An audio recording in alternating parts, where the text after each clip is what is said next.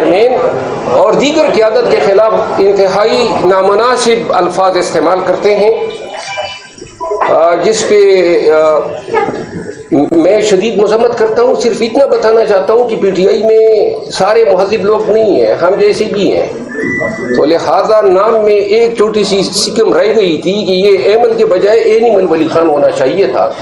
نون کی دیکھیے جی، اگر آئندہ یہ اس طرح آج سینٹ کے فلور پہ انہوں نے عمر ایوب خان کے خلاف جو زبان استعمال کی ہیں، اس سے پہلے میرے حوالے سے انہوں نے زبان استعمال کی، کبھی اس کو یہ نہیں کیا تھا۔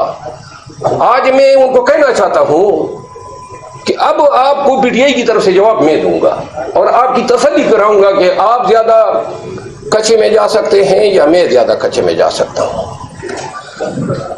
ایک ذاتی رائے میری ہے جس کا پی ٹی آئی سے کوئی تعلق نہیں ہے، وہ یہ ہے کہ میں یہ سمجھتا ہوں کہ آج جو یہ جمعیت علماء اسلام نے اس آئینی ترمیم کی جو حمایت کی ہے، میں سمجھتا ہوں کہ یہ آئینی پیکیج لانے سے پہلے کہ ان کی انڈرسٹینڈنگ تھی کہ ہم کہیں گے کہ یہ قاضی فائز عیسیٰ کو ایکسٹینشن دیں گے، اور یہ تمام انڈرسٹینڈنگ تھی کہ پھر آپ کے مطالبہ اور پہ یہ نکال دیا اور این یہی ہونا تھا۔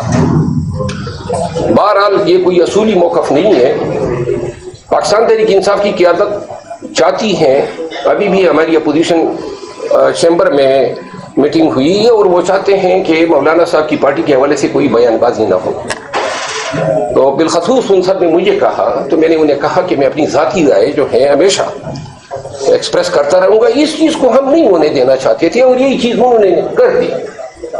ایک اور بات، ہمارے 2 سینیٹرز اور 9 ایمینیٹس جو ہیں وہ ان کی تحویل میں ہیں۔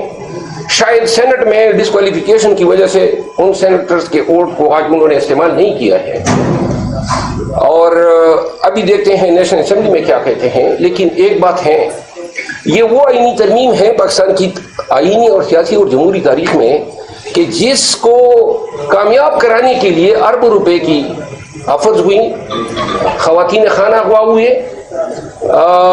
دھمکیاں دی گئی، بچوں کو مارا پیٹا گیا۔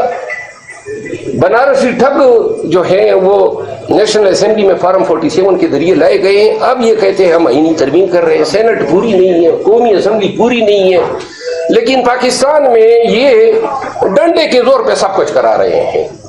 پاکستانی قوم ان سب کرداروں کو یاد رکھے، یہ شارٹ ٹرم میں اپنے مقاصد تو حاصل کر لیں گے، لیکن لانگ ٹرم پہ یہ اس آئینی ترمیم کے ذریعے انہوں نے پاکستان میں قانون کی حکمرانی کی تدفین کر دی ہے۔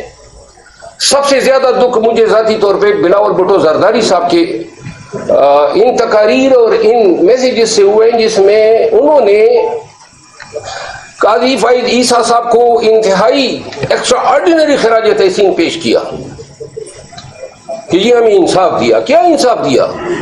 ذوالفقار علی بھٹو شہید جو ہیں اس کو تو عدالتوں نے مار دیا تھا، سپریم کورٹ نے، تو کیا اس کو زندہ کر دیا ہے؟ اور پھر بے نظیر بھٹو شہید صاحبہ کا بیٹا اور پاکستان پیپلز پارٹی کا چیئر پرسن ہوتے ہوئے انہوں نے جو آئین سازی کے حوالے سے جو اپنے ویوز ظاہر کیے ہیں، 10 سال بعد پاکستان پیپل پارٹی کے لیے یہ سوالیہ نشان رہیں گے کہ آپ کے چیئر پرسن نے یہ کہا تھا۔ کم از کم پیپل پارٹی سے یہ توقع، بے شک آپ کرنے جا رہے تھے، خاموشی سے کر لیتے، اس کا کوئی عقلی، منطقی اور اخلاقی جواز نہیں ہے کہ آپ سیٹسفائی کریں کہ یہ ترامیم آپ کیوں کر رہے ہیں۔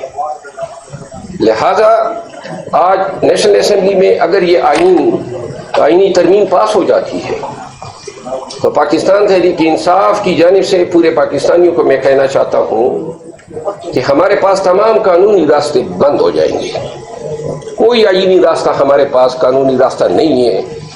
پھر جو ہے ہمیں دیوار سے تو پہلے ہی لگایا جا چکا ہے۔ میں خود لاغر ہوں، نکات فیل کر رہا ہوں، بیمار ہوں، لیکن میں یہ سمجھتا ہوں کہ ہم اس تمام پروسیس کو انڈو صرف اور صرف عوامی احتجاج کے ذریعے کر سکتے ہیں۔ یہ جیلی آئینی ترمیم جو ہے اور یہ تمام جو اعمال کبیرہ کی یہ مرتکب ہو رہے ہیں، اس سے جان چھڑانے کا پھر واحد حل یہی ہوگا کہ پوری قوم سڑکوں پہ نکلے، اس نظام کو ٹکر دے کے اور اس کو گرانے کے علاوہ کوئی چارہ نہیں ہے۔ اور اب تو یہ نظام آئینی ترمیم کی وجہ سے اب ان جرائم کو پروٹیکٹ کر رہا ہے، کوئی راستہ نہیں چھوڑا ہے۔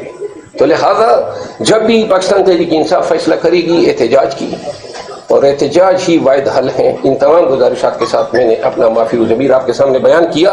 کچھ باتیں بحیثیت P T I member national assembly اور پاکستان تحریک انصاف کی طرف سے میں نے کی، لیکن جو جے یو آئی کے حوالے سے باتیں کی یا بلاول صاحب کے حوالے سے یا ایمل ولی خان کے حوالے سے، وہ میری ذاتی بات ہے۔ اس میں اتنی صداقت ہے جتنی آپ لوگوں کو فیصل باوڈا بنانے کی، لیڈر بنانے کی پڑی ہے۔ یہ کیا کردار ہے؟ ہر وقت میڈیا پہ بیٹھا ہوتا ہے اور آپ لوگ کوٹ کرتے ہیں۔ شرم آنی چاہیے۔ کوئی کسی کی اخلاقیات ہوتی ہیں، کوئی ایتھکس ہوتی ہیں، کوئی ویلیز ہوتی ہیں، ایسے کرداروں کو آپ لوگ میڈیا پہ پروموٹ کیوں کرتے ہیں؟ یہ ہمارے اس میں کر رہے ہیں۔ کوئی بتا دینا آپ میں سے کہ کوئی اخلاقی جواز ہے اس شخص کا پی ٹی آئی کو چلیے سب کے ساتھ لڑ رہا ہوتا ہے، کس کی بھی آپ پہ لڑ رہا ہوگا؟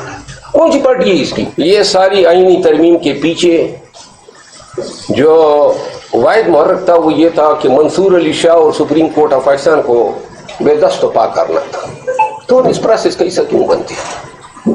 ہم تو عدالتوں کی آزادی کے خواب دیکھ رہے ہیں، پاکستان میں بنیادی حقوق، آئین کی بالادستی اور جمہوریت کی حکمرانی کی ہم نے خواب دیکھے ہیں۔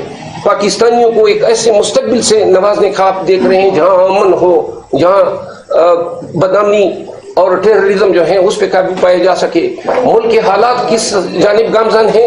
دہشت گردی نے کے پی کو پارا پارا کر دیا ہے، اور یہاں ان کو پڑی ہوئی ہے کہ جی مینڈیٹ کی چوری کو روکنے کے لیے ہم نے یہ کرنے ہیں۔ یہ جو آج میں کانسٹیٹیوشن امینڈمنٹ ہوئی ہے، یاد رکھیں ایک وقت ایسا بھی آئے گا کہ شاید پیپل پارٹی اور ایسے لوگ مل کے پھر اپنے ہی کیے کرائے پہ پانی پھیرنے کے لیے 18ویں ترمیم پیپل پارٹی کا کارنامہ تھا، آج اپنی ہی 18ویں ترمیم کو انہوں نے نیست و نابود کر دیا۔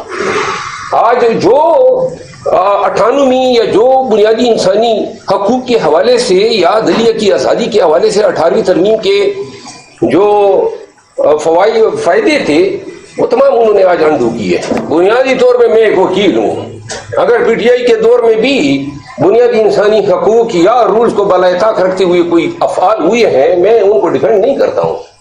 ہر دور میں جس دور میں بھی جو بھی غلط کام ہو اس کو کنڈیم کیا جانا چاہیے۔